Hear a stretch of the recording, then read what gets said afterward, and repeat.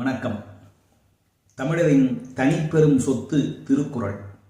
ஆயினும் இது தமிழருக்கு மட்டுமே உரிமையானதல்ல, உலகம் முழுமைக்கும் பொதுமையானது. அந்த திருக்குறளை தந்த திருவள்ளுவரின் ஆண்டு எது? வெவ்வேறு அறிஞர்கள் வெவ்வேறு காலகட்டத்தை கூறுகின்றனர்.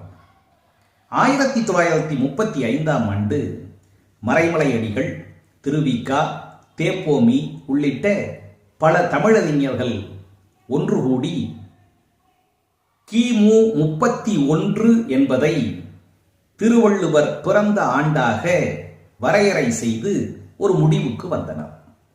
ஆண்டுதோறும் தைத்திங்கள் முதல் நாள் திருவள்ளுவர் ஆண்டு தொடங்கும். அதை ஏற்றுக்கொண்டு 1971 ஆண்டு அப்போதைய தமிழ்நாட்டினுடைய முதலமைச்சர் கலைஞர் கருணாநிதி அவர்கள் இந்த திருவள்ளுவர் ஆண்டினை நடைமுறைப்படுத்த அரசிதழில் வெளியிட்டு தொடங்கி வைத்தார்.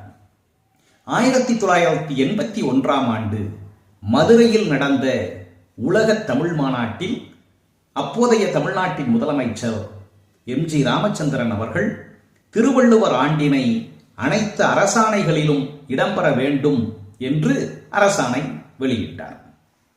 அதன் அடிப்படையில் ஆண்டுதோறும் தைத்திங்கள் முதல் நாள் திருவள்ளுவர் ஆண்டு என்ற கணக்கீட்டு முறை பின்பற்றப்பட்டு வருகிறது. அப்படியானால் இந்த ஆண்டு பொது ஆண்டு 2025 31 கூட்டுங்கள், திருவள்ளுவர் ஆண்டு 2056 இன்று தொடங்குகிறது. வாழ்த்துகள்.